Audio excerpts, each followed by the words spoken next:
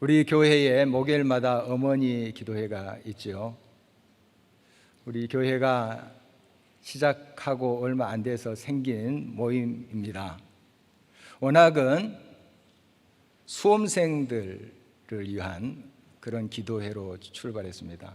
그러니까 대입 수험생을 가진 가정에 어머니들이 모여서 이 기도회를 시작한 거예요. 근데 계속 십몇 년이 이제 지났잖아요. 이제 대학도 다 들어가고 또 직장도 들어가고 결혼한 자녀들도 있어요. 그런데 아직까지 어머니들이 이 기도에 참석하고 있습니다. 우리 자녀를 위한 기도는 끝이 없습니다. 계속 이어져야만 되는 그런 기도이지요. 그리고 요즘에는 이제 할머니들도 참석하세요. 우리 권사님들도 함께 하시는데요. 그래서 어머니 기도회다 하는 그 명칭을 좀 바꿔야 될 것 같아요.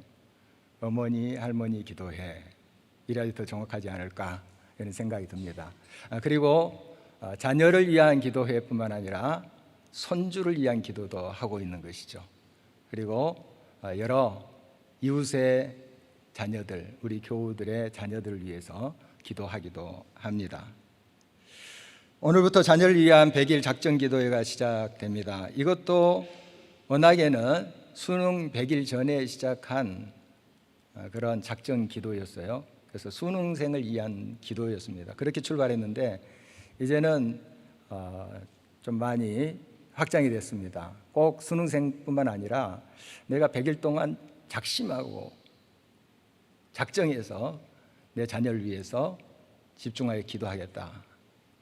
이런 이제 기도회가 100일 작정 기도입니다. 매일 성전에 모여서 기도를 하는데 이제 찬양 음악을 1시간 정도 이제 틀어놓고 각자가 기도하는 겁니다. 누가 인도하는 것도 아니고 설교도 없습니다. 그냥 음악이 끝나면 또 정리하고 가는 거예요. 그런 형식이에요. 워낙에는 매일 100일에 매일 오전에 모여서 같이 이렇게 기도하는 형식으로 출발했는데 이제 몇 년 전부터는 밤에 하는 것으로 바뀌었습니다.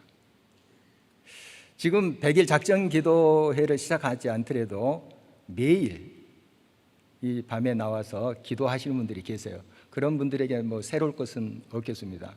그러나 또 여러분들이 이 100일을 결심하면서 자녀를 위해서 특별히 기도하고 싶다 하신 분들은 그 시간에 동참할 수가 있겠습니다. 매일 드리는 새벽 기도회도 자녀를 위한 기도의 내용이 많습니다. 이제 같이 찬양하고 또 설교 말씀을 나누고 그리고 통성으로 합심 기도합니다. 세계와 선교, 나라와 민족, 그리고 이웃과 교우, 또 교회를 위해서 이렇게 합심해서 기도를 하고 이제 각자가 기도합니다. 역시 1시간짜리 찬양 음악이 이렇게 나갑니다. 그러면 자연스럽게 또 자유롭게 또 거기서 기도하고 가시고 이런 형식인데요. 이 기도 시간에도 여러 가지 기도 제목이 있겠죠. 그러나 나중에 이렇게 무슨 기도를 드렸나 하는 것을 들어보면 자녀를 위한 기도가 많습니다. 사실 세계와 선교를 위해서 나라와 민족을 위해서 기도하는 것도 하나님의 자녀를 위한 기도라고 볼 수 있습니다. 물론 어떤 제도라든지 또 어떠한 사회적 이슈에 대해서 우리가 기도할 수 있죠. 그러나 그 속에 사람이 있어요. 하나님의 자녀들이 있어요. 그래서 한마디로 이 모든 것도 자녀를 위한 기도다 이렇게 볼 수가 있겠습니다. 산상기도에서 서로 335 기도 제목을 나누고 또 기도할 때도 이 자녀에 대한 기도 제목이 많이 나옵니다. 우리 부모들과 자녀들은 사실 뗄래야 뗄 수 없는 관계죠. 또 할아버지 할머니와 손자 손녀들 어떻게 떼겠습니까? 뗄 수 없죠. 그래서 그들의 기쁨은 곧 나의 기쁨이고 그들의 아픔은 또 슬픔은 고스란히 내 가슴에 와서 내 삶에 와서 아픔이 됩니다. 그걸 우리가 경험하게 되지요. 하나님과 우리의 관계를 이렇게 생각하면 하나님의 사랑이 너무 커요. 하나님의 은혜가 헤아릴 수 없을 만큼 큽니다. 그래서 우리가 잘 하나님의 사랑과 그 은혜를 깨닫지 못하는데, 우리의 자녀와의 관계, 또 손자와 손녀와의 그 관계를 좀 생각하고, 또 그 관계 속에서 느끼는 그 아픔, 기쁨, 행복, 슬픔, 이런 것들을 좀 헤아려 보면 하나님의 마음이 좀 이러지 않을까 하는 걸 조금 우리가 헤아릴 수가 있습니다.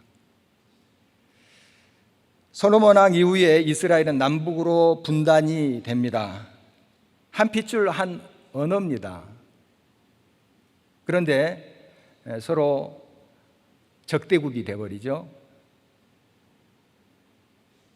저 북쪽에 있는 나라는 이제 이스라엘 이름을 그대로 갖고 가고요. 남쪽은 유다 지파가 이제 중심이니까 유다라는 나라의 이름을 붙입니다.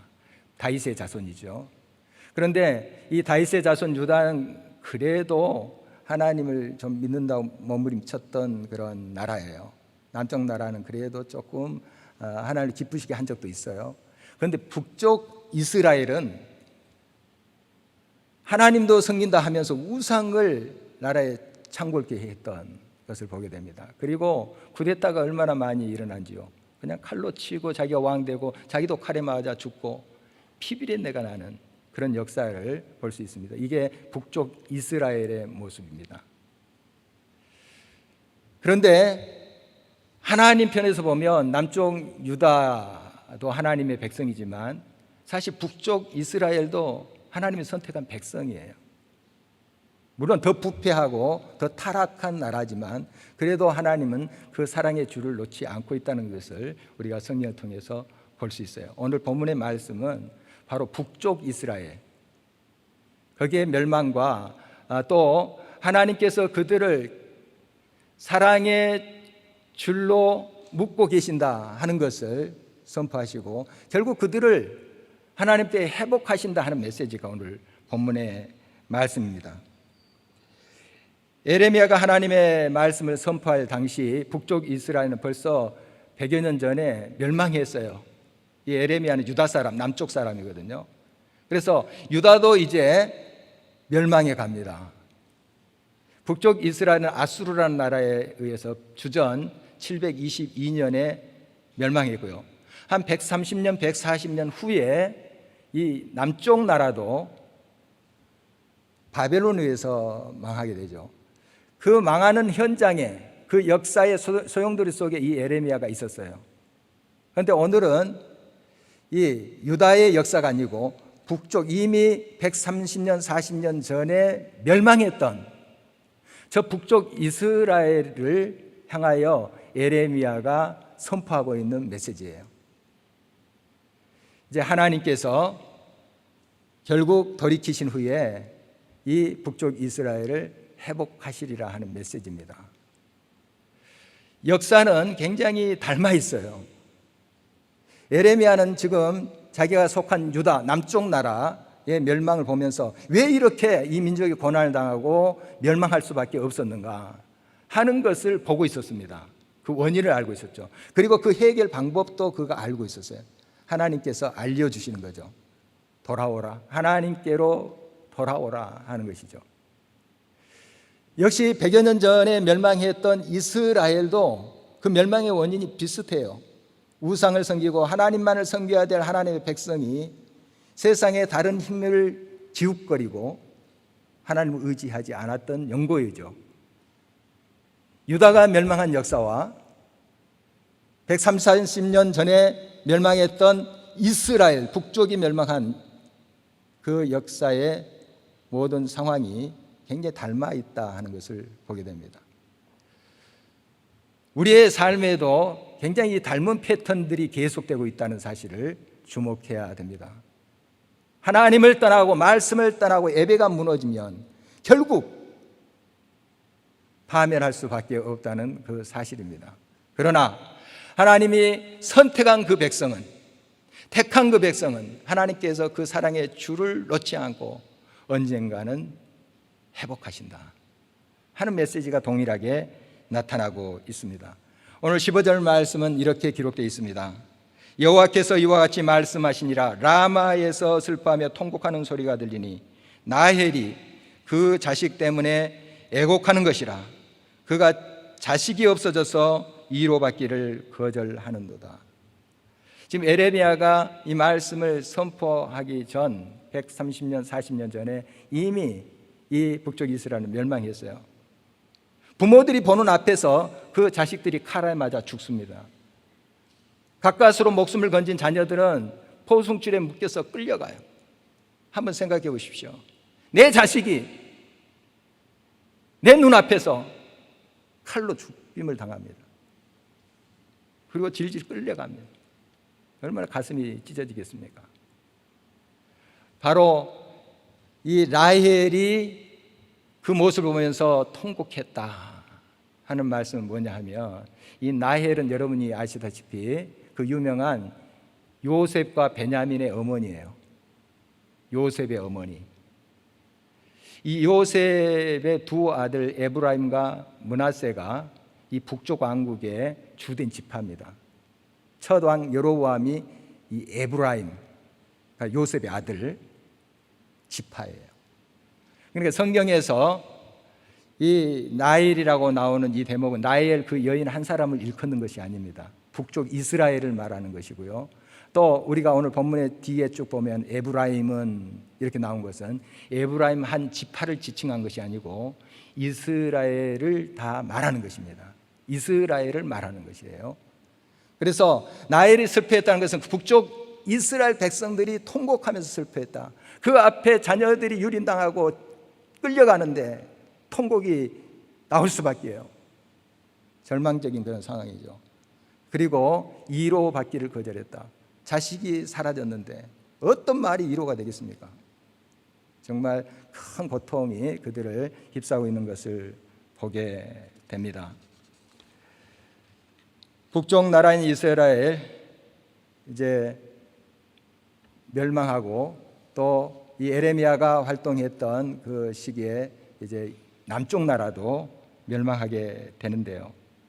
정말 이러한 이제 상황 속에서 하나님의 소망을 발견하기란 쉽지 않아요. 굉장히 절망이 들어졌고, 또 시간이 많이 지났잖아요. 100년 이상이 지났어요. 그러니까 자포자기한 것이죠.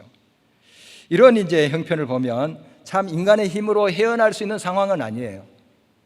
어떤 소망이 있는 그런 형편이 아닙니다. 우리가 쭉 이제 성경의 역사를 보면 이 북쪽 이스라엘보다도 남쪽 유다에 더 초점이 맞춰져 있는 것을 좀 느끼게 돼요. 물론 하나님이 다 사랑하는 백성이지만 이 다윗의 자손, 남쪽 유다에 대한, 예루살렘에 대한 말씀이 더 많이 강조되어 있다 하는 느낌을 받습니다. 물론 그래요. 이 북쪽 이스라엘보다 남쪽 유다 사람들이 그래도 비슷한 범죄를 저질렀지만 조금 낫다고 볼 수 있어요. 그러나 하나님 편에서 보면 사실 다 하나님의 사랑하는 백성이에요. 선택한 백성이에요. 하나님이 기다리시는 백성들이라는 사실이죠. 그래서 그 하나님은 결코 그 백성을 놓아버리지 아니하신다. 그리고 돌이키신다 하는 약속이에요. 그래서 오늘 16절은 이렇게 약속되어 있습니다. 여호와께서 이와 같이 말씀하시니라. 내 울음소리와 내 눈물을 멈추어라. 내 일의 삭을 받을 것인즉 그들이 그의 대적의 땅에서 돌아오리라. 여호와의 말씀이니라. 돌아온다. 너희들의 힘으로 할 수 없고 지금 다 자포자기하고 다 안 된다 하는 그 상황 속에서도 내가 하면 한다. 이런 약속이에요. 돌이키리라, 회복하리라 하는 약속을 주고 계십니다. 그리고 오늘 본 말씀 계속해서 반복되는 게 여호와의 말씀이니라. 꼭 이룬다는 뜻이에요. 하나님이 말씀하신 바는, 그 약속하신 것은 반드시 이루겠다 하는 강조의 말씀입니다. 그리고 17절에 계속해서 너의 장래에 소망이 있을 것이라. 지금은 소망이 없습니다. 절망적인 상태를 말하는 것이죠. 에스겔서를 보면 이 남쪽 유다의 형편에 대한 말씀이 나와요. 남쪽 유다도 조금 전에 말씀드렸다시피 바벨론에 의해서 멸망당하죠. 그래서 끌려갑니다. 비슷해요, 역사가. 저 북쪽 이스라엘은 아수르라는 나라에 끌려가고, 얼마나 패턴이 비슷한지 몰라요. 그래서 남쪽 유다의 그 바벨론으로 끌려가서 사는 상황을 골짜기의 마른 뼈로 환상을 보여주세요. 마른 뼈, 소망이 없는 거죠. 자기들 스스로 일어날 수가 없어요. 그런데 하나님의 영이 들어가고 그들이 일어나고 하는 환상을 보게 됩니다. 사실 이 북쪽 이스라엘의 형편은 더 심각해요. 정말 소망이 없어요. 더 망한 지가 오래됐어요. 정말 어쩔 수 없는 상황입니다. 지금 사람이 어떻게 노력하고 애쓴다 해서 될 상황도 아니에요. 하나님이 개입하셔야 돼요. 하나님이 역사하셔야만 되는 그런 상황이죠. 하나님이 찾아오셨습니다. 그리고 약속하신 것입니다. 장래에 소망이 있을 것이다. 회복할 것이다 하는 약속입니다. 사도행전 27장에 보면 바울 사도가 이제 제수의 몸으로 로마로 이송됩니다. 이때 배를 타고 가는데 배가 큰 풍랑을 만나게 됩니다. 광풍이죠. 유라글로라는 광풍인데 보름 동안 정말 사투를 벌입니다. 이제 노련한 뱃사람들도 손을 쓸 수 없는 상황이 되어버려요. 어떤 지식, 경험이 통하지 않아요. 그래서 손을 다 놓아버립니다. 그래서 27장에 보면은 살 소망이 끊어졌어요. 구원의 여지가 없어요. 인간의 힘으로 할 수 있는 일이 하나도 없어요. 이때 하나님의 사람 바울이 하나님 음성을 듣습니다. 이 배에 탄 사람들 다 산다. 다 지금 이제 죽음 직전인데 다 산다. 희망의 메시지를 주고 있는 것입니다. 깨어있는 바울 사도, 또 함께 했던 선교팀, 그들 통해서 하나님께서 희망의 메시지를 주고 있는 것을 보게 됩니다. 우리가 이렇게 극박한 상황, 정말 절망적인 상황에서 그것이 견뎌내고 그걸 참는다는 게 불가능에 가깝습니다. 이런 상황이 오면 정말 우리 힘으로 감당할 수가 없어요. 그래서 그것을 회피하기 위해서 정신줄을 놓는 경우가 있어요. 그러면 뭔가 그 고통에서 헤어날 것처럼 착각을 하는 것이죠. 그러나 문제는 더 심각하게 다가옵니다. 더 심각한 것은 정신줄이 아니라 생명줄까지 놓아버려요. 이제는 죽는 것이 더 낫다. 뭐 죽어도 좋다. 이렇게 포기가 되어버리는 거죠. 굉장히 무서운 거죠. 지금 북쪽 이스라엘의 형편이 이와 같습니다. 절망으로 들여져 있는 상태이죠. 이런 상태에 있을 때 하나님의 희망의 메시지가 들려오는데도 잘 들리지 않습니다. 숱한 시간이 흘렸어요. 그래서 어떻게 학습이 되냐 하면 이제 끝났다. 회복하리라 하는 메시지가 들리는데 안 들려요. 이게 더 절망인 것이에요. 그런데 모두가 자포자기하면서 절망의 무게에 짓눌려 있을 때 꼭 깨어있는 사람들이 있어요. 유다 사람들 중에도 이런 사람들이 있었고, 역시 북쪽 이스라엘 사람 중에도 깨어있는 사람이 있었어요. 우리가 바라건대 이런 상황 속에서 온 민족이 모두가 깨어서 하나님 앞에 회개하고 돌아와서 한마음 한뜻으로 하나님 부르짖으면 좋을 텐데 역사상 그런 예가 없어요. 앞으로도 없을 거예요. 없습니다. 소수의 사람들을 하나님께서 사용해서 일으키세요. 꼭 그렇습니다. 역사가 그래요. 앞으로도 그럴 겁니다. 이 민족의 엄중한 현실을 우리가 직면하고 있습니다. 일본과의 마찰 정말 피부로 와 닿죠. 우리 마음이 막 들끓습니다. 서로 이제 정면 충돌하면서 좀 더 심각해지면 참 큰일이 일어날 수도 있죠. 이 와중에 또 북한에서는 미사일을 쏘아야 됩니다. 미국은 뭐 그거 가지고 그래? 별거 아니야 이러고 있고, 이런 상황 속에서 이 민족이 깨어나야 되는데 온 백성이 한마음 한뜻으로 깨어나는 건 불가능합니다. 역사에도 없었고 앞으로도 없을 거예요. 누가 깨어나야 됩니까? 교회가 깨어나야 되죠. 우리가 깨어나야 돼요. 내가 깨어나야 됩니다. 다른 누구를 지적하기보다도 내가 하나님 앞에 먼저 나가야 된다는 사실, 여기에 희망이 있고 여기에 살 길이 있는 거예요. 그래서 이 북쪽 이스라엘 사람 다 잠들어 있어요. 자포자기입니다. 절망에 진들어 있어요. 통곡 소리만 나고 있어요. 그러나 그 중에 깨어있는 사람들이 있었어요. 이게 희망이에요. 오늘 18절 말씀해 보면 에브라임이, 즉 이스라엘, 북쪽 이스라엘이 스스로 탄식함을 내가 분명히 들었다. 전체가 아니라 여기 탄식했다는 것은 바로 깨어있는 소수의 사람을 말하는 것이죠. 주께서 나를 징벌하심에 멍에에 익숙하지 못한 송아지 같은 내가 징벌을 받았나이다. 그리고 19절에 가면 내가 돌이킨 후에 뉘우쳤고 내가 교훈을 받은 후에 내 볼기를 쳤사오니 이는 어렸을 때 치욕을 짐으로 부끄럽고 욕됨이니이다. 회개합니다 하는 뜻 아니겠습니까? 뉘우쳐 주님 앞에 돌아옵니다. 내 볼기를 칩니다. 내 가슴을 칩니다 하는 사람들이 있었어요.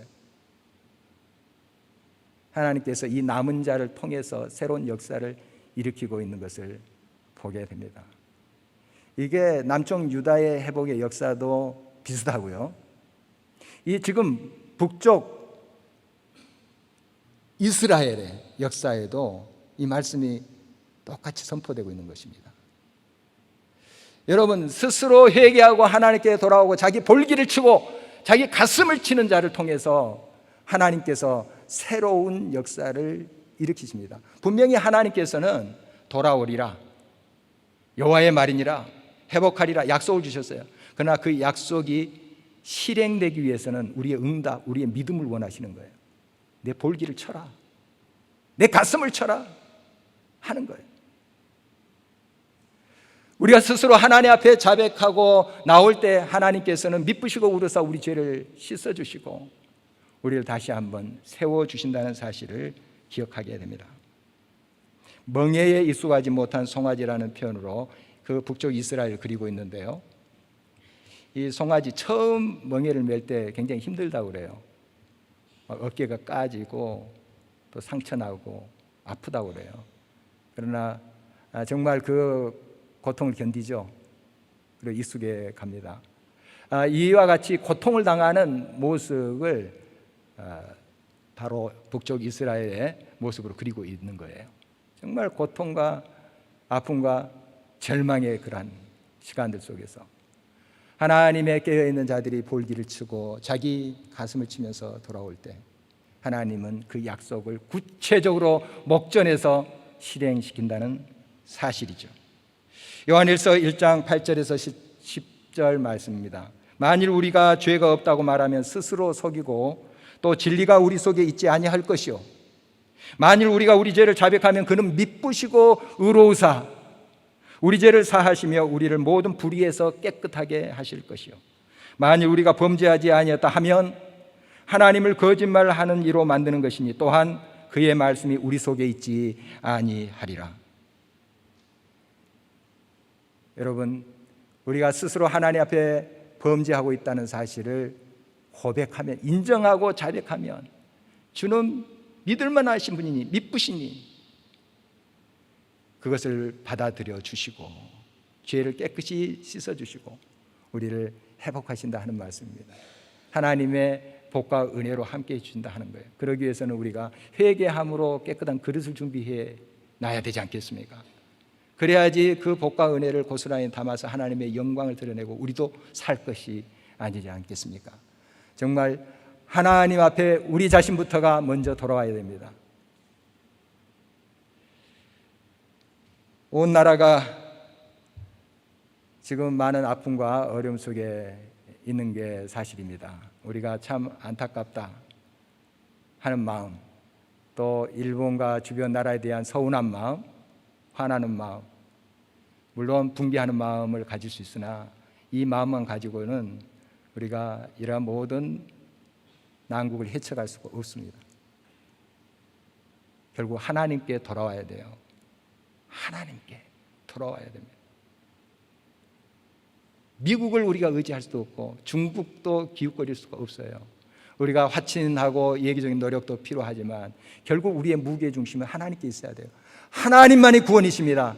우리에게 회복을 약속하신 그 하나님께로 온전히 돌아와서 하나님을 붙잡을 때 그 하나님이 역사하십니다. 누구부터가 그래야 되겠습니까? 나부터가요. 우리부터, 우리 교회부터 주님 앞에 돌아와야 됩니다. 그것이 길인 것이죠. 역대하 7장 14절 말씀, 우리가 많이 묵상하는 말씀입니다. 내 이름으로 일컫는 내 백성이 그 악한 길에서 떠나 회개하고 내 얼굴을 구하며 전적으로 나를 찾고 찾으면 내가 하늘에서 그를 듣고 그의 모든 죄를 용서하고 사하고 그 땅을 고칠지라. 지금도 우리에게 주신 하나님의 약속이에요. 우리가 겸비하여 우리 자신을 내려놓고 오직 하나님께로만 향할 때 하나님이 역사하실 줄 믿습니다. 주님이 회복하실 줄 믿습니다. 오늘 20절 말씀을 다시 한번 주목합니다. 에브라임은 나의 사랑하는 아들 기뻐하는 자식이 아니냐. 내가 그를 책망하여 말할 때마다 깊이 생각하노라. 그러므로 그를 위하여 내 창자가 들끓으니 내가 반드시 그를 불쌍히 여기리라. 여호와의 말씀이니라. 아무리 타락하고 부패했다 할지라도 저 북쪽 이스라엘 하나님의 사랑하는 선택된 자녀들입니다. 어떻게 그 사랑의 준을 하나님이 스스로 끊으시겠어요? 결국 회복하십니다. 고치십니다. 때리시고 어루만지시고 다시 일으키십니다. 하나님 우리를 향한 마음, 그것을 하나님의 창자가 들끓었다 하는 표현으로 하고 있는데 정말 그만큼 우리를 향한 애타는 마음이 있는 것이죠. 돌아오라. 그것이 살 길이다. 회개하고 돌아오라. 나와 관계를 바로 세우라. 그것이 기초고 그것이 문제 해결이다 하는 말씀이 아니겠습니까? 그러한 간절한 마음을 가지고 우리를 돌아오라고 지금도 주님은 부르십니다. 하나님이 우리들에게 연단과 심판을 주신 이유가 뭡니까? 목적이 뭡니까? 그건 우리의 존재의 소멸이 아니라 우리의 죄악의 소멸을 위한 것이에요. 우리가 묵상한 매일 성경 해설에 나온 좋은 표현입니다. 존재의 소멸이 아니라 우리 죄악의 소멸을 위해서 하나님께서 연단을 주시는 거예요. 우리가 범죄했다고 하나님께서 우리의 존재를 지워버리기 원치 않으십니다. 우리 속에 있는 얼룩진 죄악을 소멸시키기를 원하십니다. 그리고 새롭게 하여 깨끗하게 준비된 그 그릇에 하나님의 은혜와 회복의 생명의 역사를 채우시기를 원하십니다. 그 하나님의 기다리심과 그 사랑을 우리가 잊지 말아야 되겠습니다. 우리가 많이 또 알고 있는 누가복음 15장 말씀, 집을 나간 둘째 아들의 이야기 있잖아요. 아버지 정말 밤마다 문 열어놓고 아들을 기다리는 그 심정, 하나님의 심정이에요. 돌아오라, 돌아오라. 내가 기다린다. 지금도 기다리고 있다.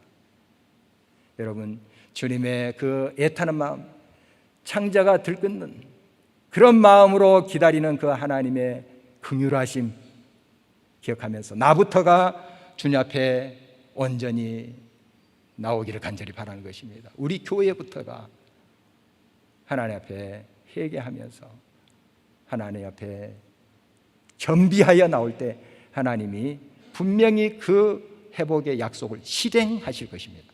역사하실 것입니다. 이사야 49장 15절에서 17절 말씀을 제가 낭독하고 오늘 말씀을 맺도록 하겠습니다. 여인이 어찌 그 젖먹는 자식을 잊겠으며 자기 태에서 난 아들을 긍휼히 여기지 않겠느냐. 그들은 혹시 잊을지라도 나는 너를 잊지 아니할 것이라. 내가 너를 내 손바닥에 새겼고 너의 성벽이 항상 내 앞에 있나니 내 자녀들은 빨리 걸으며 너를 헐며 너를 황폐하게 하던 자들은 너를 떠나가리라. 아멘. 우리 함께 일어서서 찬양하도록 하겠습니다. 주님의 사랑을 기억하면서